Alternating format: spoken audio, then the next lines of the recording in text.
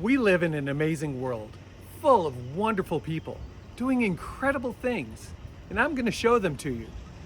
I'm Doug Metcalf. Welcome to Positively You.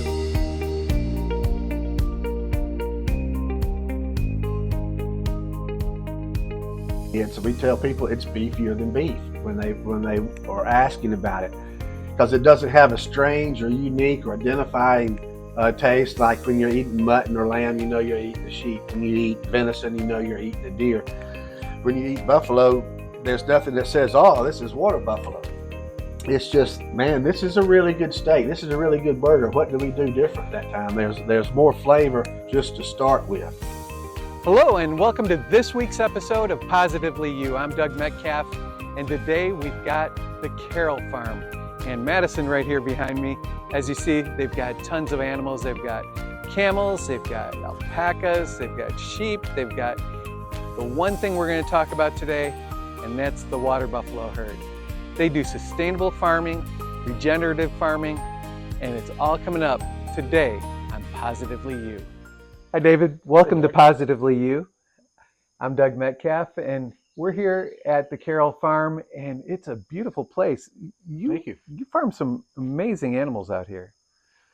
We do. The big picture is everything that we do is outside of commodity agriculture.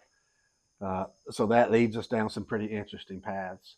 But we believe that commodity agriculture is responsible for us being the most overfed and undernourished population on Earth. And so we just want to offer our friends and family an option. I don't hold any grudges against my corn farmer or soybean farmer neighbors or beef producers. Not trying to put any other farmer out of business or anything, but we strive to provide our friends and family with honest, nutrient-dense food from outside of government influence. How do you do that? What is the herd that you mostly have here? Well, the Asian water buffalo is probably the backbone of our operation. So we produce grass-fed meats, totally without any use of chemicals. These animals have had no antibiotics, no vaccines, no grain. They've never met a veterinarian their whole entire life, most of them. How did you get into a herd of buffalo is water buffalo at that? Well, I've always been a collector of strange friends, interesting animals, and odd habits, I guess. And so it just kind of fell right in there. I didn't know it at the time when I started raising the water buffalo, but they allow us to do what we do much more easily. They eliminate the need for many chemicals and pharmaceuticals just by their very nature. They've been walking in the mud for thousands and thousands of years, so they have a genetic resistance to internal parasites. We can eliminate that group of chemicals. They spend so much time in the water in the summertime that their horns will actually take on a green tint with algae growing on them. So we can eliminate the fly control and all the other things that we're putting on our traditional livestock. They're a lot different from a cow, we've come to learn. And so they provide us with a different nutritional base. A water buffalo has a longer, slower gut than a cow, and they are heavy salivators. So that allows them to eat a much broader selection of forages and thrive on forages that a cow would not even attempt to eat. But that also provides that water buffalo with a much broader nutritional profile that he provides us when we eat them. So a buffalo liver's got twice the iron as a cow liver. They're much broader as far as the whole mineral content. They're higher in protein and lower in fat than what we're used to with beef.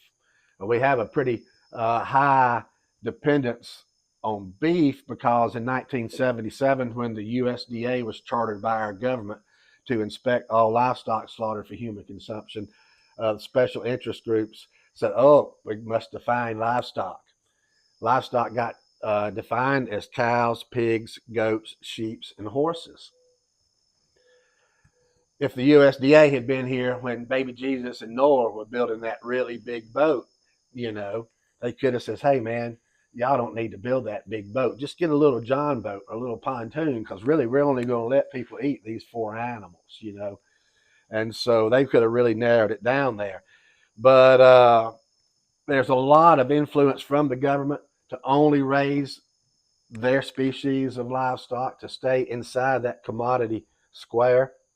For instance, our tax dollars have already paid the USDA inspectors to show up at work at the packing houses today. If I show up with a cow today to have processed, I'll pay that packing house owner $140 to slaughter it and $1.30 a pound to process that animal based on the hanging weight of that carcass. It comes out the back with a stamp, a government stamp of approval that says it's okay, it's safe to eat. Go ahead, folks, eat up. But if I show up with a water buffalo, the inspector will pull out his clipboard and go, let's see, that's not a cow, that's not a pig. What'd you say this thing was over here? And I said, well, that's a water buffalo. Look at the back page of the clipboard. And they flip back. Oh, that's alternative livestock. The problem is they say that they have not been paid to inspect alternative livestock. They were only chartered to inspect livestock. So in order for me to sell my water buffalo to the public, because it's not a cow, I've got to pay the government $64 an hour to stand there and inspect my non-species of livestock, so that I can follow their regulations and sell it to the consumer.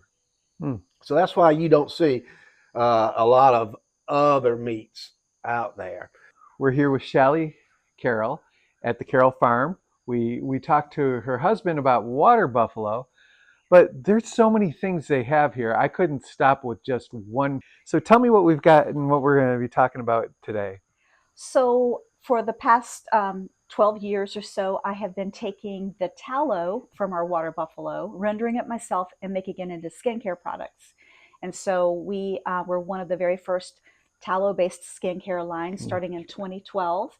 And so I've been making, skincare balms, deodorants, and soap for a long time. And I sell it under the brand name Buffalo Gal Grass-Fed Beauty.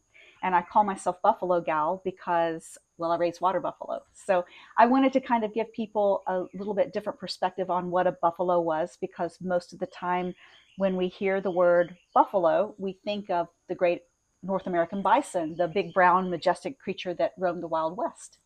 And what we raise are actually true buffalo. And so I was trying to kind of like use that play on words to give people a better idea of what that is. Tell me about the skincare products. So tallow, what a lot of people don't know about tallow. I mean, some of us in the holistic world do, but what is tallow, and why is it better for your skin than a lot of the products that people get on the market? It just so happens to be it's a really hot item right now. It's very hot skincare ingredient because it's considered very clean. And so it comes from an animal. And so we are animals, we're mammals. And so it's most biologically compatible with our skin versus botanical oils and fats. So tallow is rendered fat. So from a ruminant animal, if you render fat from a pig, for example, which is a monogastric, that would be lard. So when you render the fat from a ruminant animal, so you're talking about cows and bison, water buffalo, deer, elephants, giraffe, sheep, any of those kind of ruminant animals, then it becomes tallow. So there is a slab of fat that's around the kidney area, and that's called suet. And that is a very pure fat, and that's the highest quality for using in skincare. So you can render other fats from the body, trim fat, subcutaneous fats from around the body. That's really just rendered fat. But if we're going to be really technically correct, tallow comes from the suet. And so it's just that one slab of fat that comes from around the kidney area. It's very pure. So to render it, you just add heat, and it renders into the fat that's very pure. You strain it very well, filter it very well. And then that's the tallow that I use for skincare. Also, a lot of people, it's very popular these days. People will add salt and water and boil their tallow because they think that they're trying to remove impurities, because they're trying to remove the natural scent. And they're trying to also turn it lily white instead of letting it be a little bit yellow. That's very, very popular because they believe that that's what they need to do for it to be skincare grade. But what they actually do when they purify their tallow that way is they strip out all the nutrients. So case in point, the characteristic yellow color comes from naturally occurring beta carotenes. And so when you turn it white, you've stripped out those beta carotenes, but you've also stripped out the other vitamins with that. So we don't do that. We also find that our tallow specific to the water buffalo is very high in omega-3. So if we were to saltwater purify it, it would turn rancid very quickly because ours is so high in omega-3 fatty acids. So it's okay for tallow to have a very light, natural scent that's almost kind of a nutty scent. If it's really beefy, then it's been rendered too high, or it wasn't cleaned well before it goes into the rendering process. But it should have a little bit of an animal scent. You should be able to detect that it came from an animal, in my opinion, in order for it to be its most nutritious. Another thing that we kind of discovered through lab testing is that tallow is not rich in vitamins. So everywhere you look on the internet, people selling tallow are telling you how loaded and full and packed with vitamins that it is. And it's not actually. It has just a scant bit of vitamins, very much trace vitamins, very trace amounts of minerals. And so people say, well, then, it's the vitamins that do all of this stuff. Well, the vitamins do play a role if you've left them in there, but it's really a minute compared to what the fatty acids do. So it's very high in fatty acids that are compatible to human skin. And you've got like a really nice profile that's very balanced if the tallow has been properly sourced and processed. So you're going to have some omega-3s, omega-6s in proper balance. And you will also have stearic acid. Our water buffalo tallow has 36% stearic acid, which is very friendly to human skin if it's from a natural source. And you've got a whole array of all kinds of different other fatty acids that are really compatible to our skin. It's not identical to our skin, but it's compatible to our skin. So it's very healing. So a lot of people, even people that use really poor quality tallow, have great experiences using it because because of that compatibility. And because they're not using the garbage that they found at the drugstore that is poisonous and toxic in a lot of ways, they will have a great deal of, they'll find relief from all kinds of different skin issues. That's interesting. So how does water buffalo tallow compare to beef tallow? So it's going to have a higher stearic acid content, a higher level of omega-3s. So sometimes people worry about omega-3s because it is a polyunsaturated fatty acid, but it's in the SN2 formation in the chain of the fatty acids. So it's going to moderate inflammation. So it's very good at moderating inflammation. It's not anti-inflammatory, but it does help to moderate inflammation. Also, water buffalo and beef have about the same amount of CLA, which is conjugated linoleic acid. And that's another polyunsaturated fatty acid that is highly beneficial. It's been proven to combat cancer cells, but it's a fat that helps our bodies to burn fat, but it's also something that helps our skin cells to rejuvenate themselves when applied topically. So it's very comparable to beef. They're just a little bit different in the fatty acid ratios.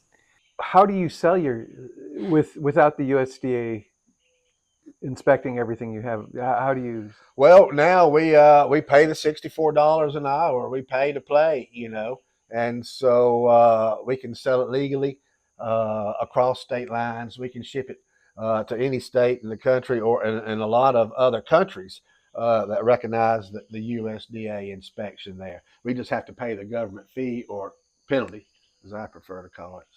So in other words, it costs more to play. Right. It costs more to produce. At the same time, the USDA requires the packing house, the facility that's going to do business with me, to pay more in order to play with me. So if you order a cow or pig or goat meat from the grocery store, you pick some up, it has a USDA stamp that's round. The round stamp says USDA and has the facility number that it came from on there. All livestock has that round stamp. Well, when I show up with a water buffalo, they tell the packing house owner, "Whoa, you can't use that round stamp. That's for livestock, and you've got alternative livestock." And so the packing house owner goes, "Well, what's that mean?" And then the government says, well, that means that you've got to pay me $750 to buy a triangle stamp because alternative livestock has to be stamped with a triangle. And so they will encourage and have encouraged other packing houses to not get the triangle stamp. You don't want to do that. Those producers aren't going to be able to afford those extra fees. They're not going to last in business. They'll list all these other reasons to not do that, but they pressure the packing houses to not participate. And so we found one that will pay the fee, go out on a limb for us, and we've been using them since 2011 to process our water buffaloes. We haul 250 miles down the road, which is a little bit of an inconvenience because that means we've got to bring meat 250 miles back to the house. But they do a great job for us, and they have a good relationship with the government overlords, and so that we can kind of get along a little bit better there. That's it's kind of disheartening in a way, just to hear, when you're trying to bring a sustainable, actually healthy meat. That's right. And so what's the reaction that you guys get? You guys come to the farmers markets and that, and I haven't been to a farmers market where you're at. What's the reaction you get from the public when they say, okay, yeah, I want some water buffalo? I mean, well, we've had one person say, well, the Chinese are killing all of our pets with all that poison dog food that we're getting from them. Do you really think we should be bringing meat in here for humans? That's one response we've had. We've been told by another farmer's market, oh, well, maybe y'all need to check on down the road at such and such a town. We really don't have that clientele here, that type of thing. So we've kind of just called it buffalo now, kind of streamlined it and everything. And it's a little more well received, but really our customers that know us now, we never intended it to be this way, but we've got many people that when they had their first water buffalo burger or steak, they haven't bought a bite of beef since then. They just prefer it that much more. So a lot of people are buying it. Some very few people actually buy it specifically because it's water buffalo.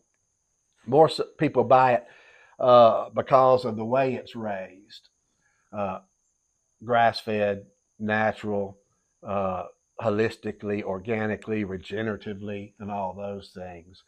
We've also got another group of customers that sounds good to them. They don't know what that means, but they trust me, so whatever I say is good. And so that works. I have people that don't understand why I'm not trying to get this stuff in Walmart, why I'm not trying to get this stuff in Kroger, And you can only look so many water buffalo in the eye in a day, and that's my job to do that. And so a lot of people wouldn't know what to look for if they've got to look that water buffalo in the eye. So they trust me to do that.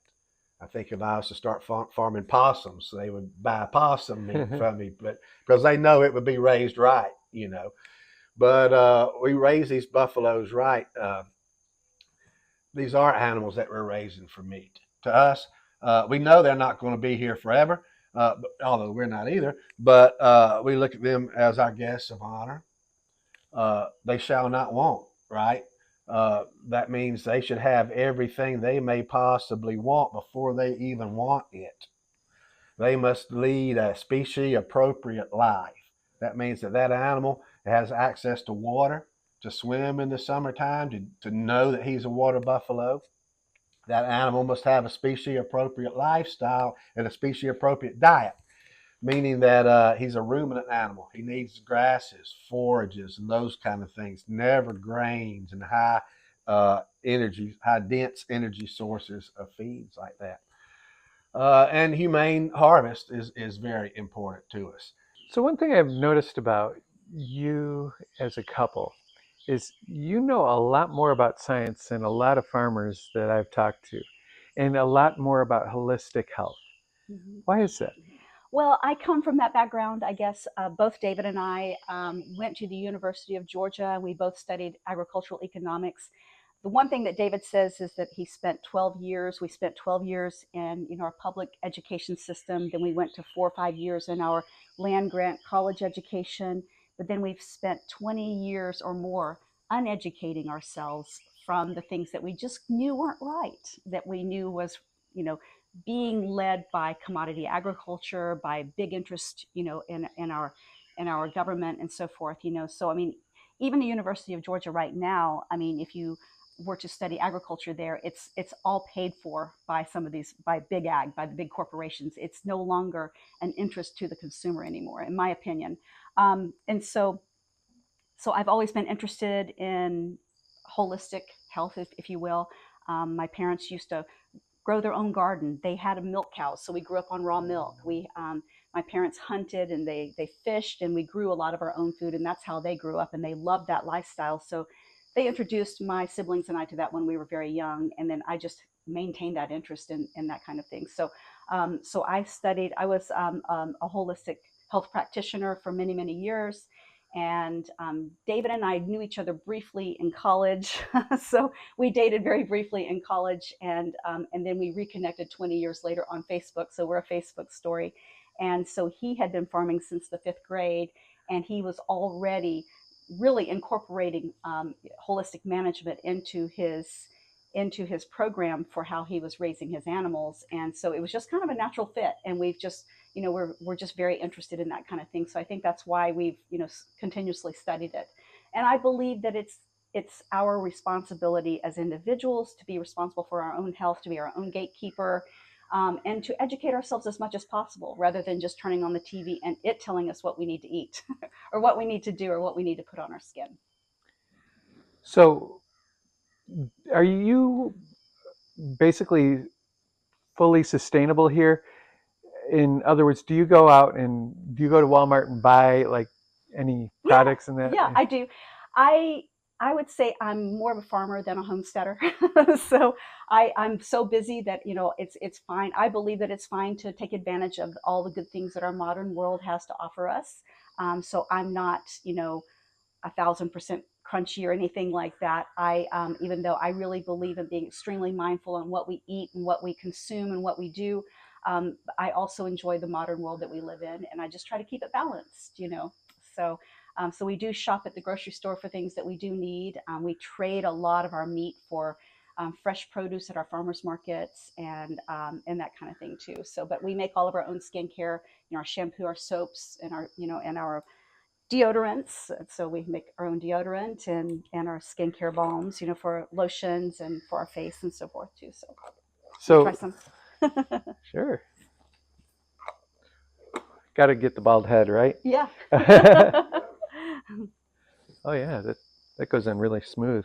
Yeah, homesteading is something that's really, really popular right now. I mean, there's homesteaders out there with millions and millions of followers, and so being a homesteader, your whole mindset is really about being completely self-sustainable. Mm-hmm. And being a farmer has many of the same crossovers, many of the same philosophies. So I don't really call myself a homesteader, even though I kind of am. I do make a lot of my own everything, and so, but I also, will go to the store if I need to. So go out to restaurants. We love going out to restaurants. We belong to a food community, obviously, through our meat business.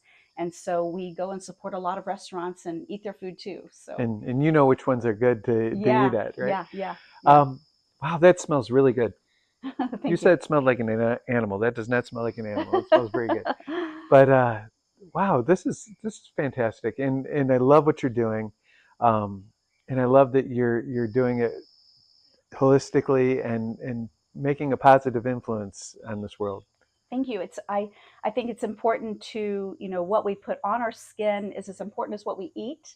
And I really try not to go into the whole, non-toxic spiel and that whole thing. People, I think, are really tired of hearing all of that. I just try to choose ingredients that are as whole and holistic and healthy as possible. Just, when I'm choosing food, I try to choose the best, choose the highest quality. And I do the same thing with my skincare ingredients and in my business. What a great couple on this amazing farm with these great animals. Hey, Madison. I just loved it today. This was so much fun. I loved bringing you their story. I love talking about the regenerative farming, the fact that they do it sustainably, and the fact that they provide meat that's so healthy for you. These are the kind of things we have every week here on Positively You. Hope you join us next week. I'm looking forward to it. How about you? Until next week, stay positive.